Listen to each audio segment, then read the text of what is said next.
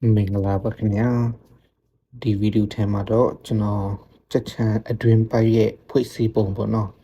pyo pya pe chin ne ayin no ro di chachan ye apin pai phoi si pong ko chano pyo pya pi twa bi di ta khaw do adrin bet ma ba ro shi le so pya pe me no di ha cha ro chano athe win me a chain ma chano chi taw di ko pu tat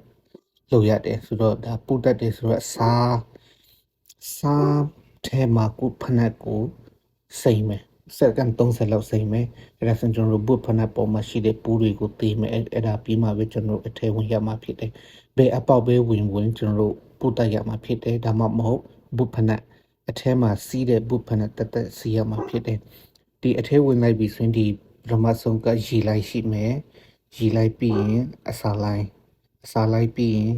နောက်တစ်ခါရီလိုက်လာမယ်ဒီကလေးဒေဦးကြီးပုံစံကကြတော့ကျွန်တော်အပူပြီးတဲ့ဆက်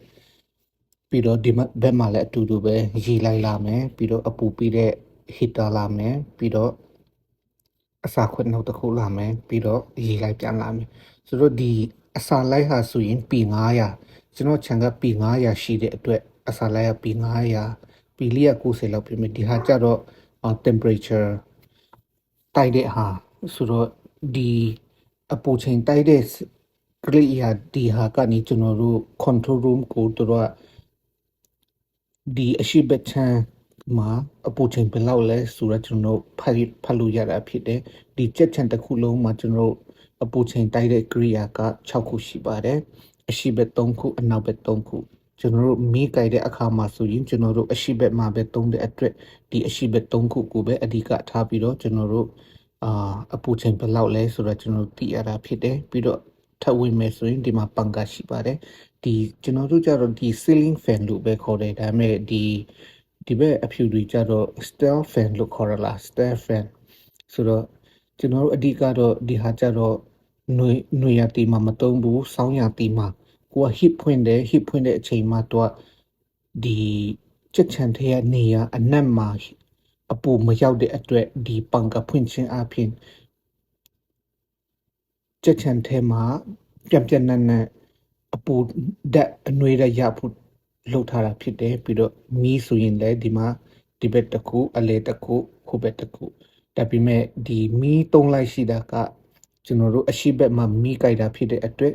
အဲ့ဒါကြောင့်ဒီအရှိဘက်ချမ်းမှာပဲရှိတာဖြစ်တယ်အခုဒီဟာကြတော့ကျွန်တော်တို့ခလေကိုရောက်နေတာဖြစ်တယ်ကျွန်တော်တို့ဒီကြက်တွေအကုန်လုံးထုတ်တော့မယ်ဆိုရင်ကျွန်တော်တို့ဒီအစာလိုင်းရီလိုင်း hit အလုံးကိုကျွန်တော်တို့အပေါ်တင်ရတာဖြစ်တယ်ဆိုတော့အပေါ်တင်တဲ့နေရာမှာဒီမှာသူကလှဲ့တဲ့ပူလီတွေရှိတယ်ကျူးတွေအကုန်လုံးနဲ့သူတို့ချိတ်ထားတာဖြစ်တယ်ဟိုဘက်မှာလည်းအဲ့လိုပဲရှိတယ်ကျွန်တော်တို့ဒီအပေါ်ကနေဒီဟာနဲ့ deal ဒါ power ကြီးတယ်ဒီ deal နဲ့လက်ချင်းအပြင်သူတို့အပေါ်ကိုတင်လို့ရတာဖြစ်တယ်ပြီးတော့ short ချမယ်ဆိုရင်လည်း short ချလို့ရတယ်အခုလောလောဆယ်ကျွန်တော်တန်ရှင်းရေးလုပ်မှာမို့လို့ကျွန်တော်ဒီအစာလိုက်တွေကိုကျွန်တော် short ချရမှာဖြစ်တယ်ဆိုတော့ဒီအစာခွက်ကိုကြည့်ချင်းအပြင်ဒါပုံမှန်အစာခွက်ပေါ့နော်ပြီးတော့ဒီအစာခွက်တစ်ခုနဲ့တစ်ခုကြားမှာအညောင်ပေါက်လေးတစ်ခုရှိတယ်အဲ့ဒီဟာကြတော့ကျွန်တော်တို့မီးလွတ်တဲ့အထိကျွန်တော်တို့သူတို့ပကံတက်နဲ့ကျွန်တော်စားခိုင်းတာဖြစ်တဲ့အတွက်ဒီဟာကိုကျွန်တော်တို့ထားချင်းဖြစ်တယ်အခုချက်ရောက်ခါနေပြီဆိုတော့ဒီဟာကိုလှည့်ပြီးတော့အထက်ကနေချက်စားတွေကိုကျွန်တော်ထုတ်သွားမှာဖြစ်တယ်ဆိုတော့ဟိုဘက်မှာ90ဒီဘက်90ရှိတော့ချက်ချန်တစ်ချန်မှာ180ရှိတယ်အဲ့ဒီ180ကိုတော့ကျွန်တော်တို့မီးလွတ်တဲ့အထိပဲသုံးပါတယ်ဒါပေမဲ့တချို့ချန်ပေါ့နော်တချို့ချန်တွေကြတော့ဒီအကောင့်တိတိလေးတွေစားဖို့တော့ပကံတက်ရှိတယ်ကျွန်တော်တို့လူမျိုးtrade တက် trust ထားဆရာမလို့တဲ့အစာခွက်တွေရှိတယ်ဒီဟာကြတော့အပူချိန်တိုက်တဲ့ area ဖြစ်တယ်ဒီမှာတော့ဖတ်လို့မရဘူးဒီဟာကြတော့ရေတောက်တဲ့ဟာဆိုတော့ကျွန်တော်တို့ရေကိုလည်းကျွန်တော်တို့ဟိုဘက်ကနေ pressure ချိန်ရတယ်သူတို့တောက်နိုင်အောင်ပေါ့ဒီဟာကြတော့ heater ပေါ့နော်ကျွန်တော်တန်ရှင်းတော့မလုပ်သေးဘူးဒါပေမဲ့ပြတ်ပေးထားတာဖြစ်တယ်ဒီ heater တွေကြတော့ကျွန်တော်တို့ propane gas သုံးတာဖြစ်တယ်ဒီအဖွင့်အပိတ်ကြတော့ဒီထဲကနေ valve ထဲကနေတွားတန်လိုက်နဲ့အဖွင့်အပိတ်လုပ်ထားတာဖြစ်တယ် တော့ကွန်ပျူတာနဲ့ချိန်ထားတာဆိုတော့ကိုအနေနဲ့အဖွင့်အပိတ်တော့လုပ်ဆရာမလို့ဘူးဒါပေမဲ့အဖြစ်စီရှင်တော့ကိုဟာကိုပြင်ရတာဖြစ်ပါတယ်ဒါကြတော့ heater ပါပဲဒါပေမဲ့ဒီ box heater ကြတော့ကျွန်တော်တို့အနောက်ဘက်မှာပဲတုံးတယ်ဆိုတော့အရှိဘက် brother heater ကြတော့မိကိုင်တဲ့အထိပေါ့နော်မိကိုင်တဲ့အထိ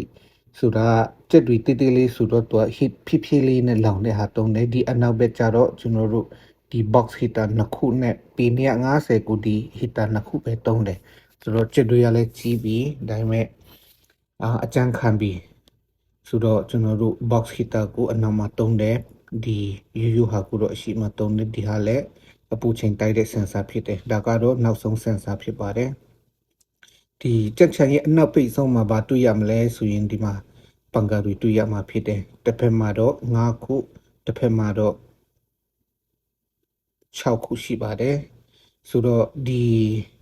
ပန်ကာတွေကြတော့ကြက်ချန်တစ်ချန်နဲ့တူမှာမဟုတ်ဘူးဘာဖြစ်လို့လဲဆိုရင်သူကပန်ကာ site တွေအများကြီးရှိတယ်ပန်ကာ site နည်းနည်းသေးတဲ့ဟာတွေဆိုရင်ကြက်ချန်တစ်ချန်မှာ14ခုလောက်ပါတဲ့ဟာရှိတယ်ဒါပေမဲ့ကျွန်တော်ပန်ကာကြတော့နည်းနည်းပူကြီးတဲ့အတွက်စစ်တစ်ခုပဲပါတာဖြစ်တယ်ဆိုတော့ကျွန်တော်တို့ဒီပစ္စည်းဒီထဲမှာရှိတဲ့အားလုံးပစ္စည်းအားလုံးဟာတကယ်လို့ဖြစ်ရင်ကိုဟာကိုပြင်လို့ရတယ်လို့လူလဲခေါ်လို့ရတယ်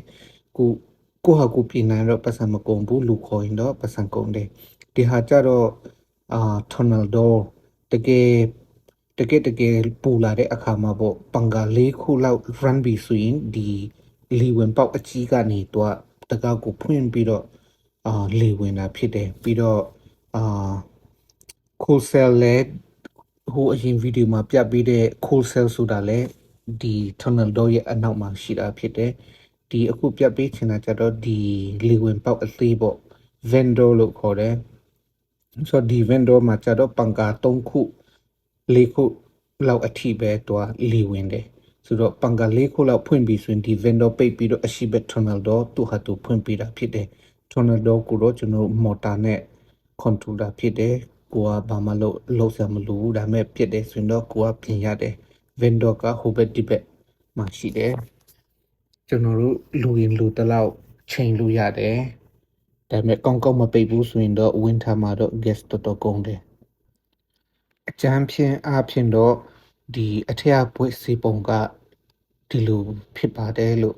ပြီးတော့တကယ်လို့များမိခွန်းတွေရှိခဲ့တယ်ဆိုရင်လည်းဒီ comment box မှာရေးပေးပါတကယ်လို့ဒီမှာမြင်နေရတဲ့ဟာတွေအားလုံးဟာကိုဟာကိုပြင်လို့ရတယ်ကိုချန်ဖြစ်တဲ့အတွက်ကိုဟာကိုပြင်လို့ရတယ်ပြင်လို့မရဘူးဆိုရင်တော့ပြင်တဲ့လူကိုခေါ်ရတာဖြစ်တယ်ဆိုတော့ကိုဟာကိုပြင်ရင်ပတ်စံချွေတာဖြစ်တယ်မပြင်တတ်ရင်တော့ခေါ်ရမှာပေါ့နော်ပြီးတော့တငယ်ချင်းတွေပတ်ဝန်းကျင်ကလူတွေကိုလည်းပြင်လူလည်းရတာဖြစ်တယ်အခုပြပေးသွားတဲ့ကျွန်တော်ခြံကြတော့ပေ40ပေ900ဖြစ်တဲ့အတွက်ရေလိုက်က4ခုရှိပြီးတော့အစာလိုက်က2လိုက်ရှိပါတယ်တကယ်လို့ပေ90ပေ900ဒါမှမဟုတ် mega house တွေဖြစ်တယ်ဆိုရင်တော့အစာလိုက်နောက်ထပ်1လိုက်တူပါမယ်ရေလိုက်လည်း2လိုက်တူမယ်ဆိုတော့ mega house နဲ့ကျွန်တော်တို့ဒီယူချန်ပေ40ပေ900တွေကဖွဲ့စည်းပုံကတော့မတူပါဘူးဒါပေမဲ့လှုပ်ပုံချင်းတော့တိတ်တော့မကွာပါဘူးဆိုတော့နောက်ဗီဒီယိုတွေမှာအစာလိုက်နဲ့ရေလိုက်ကိုတက်ပြပေးပါမယ်အားလုံးကိုကျေးဇူးတင်ပါတယ်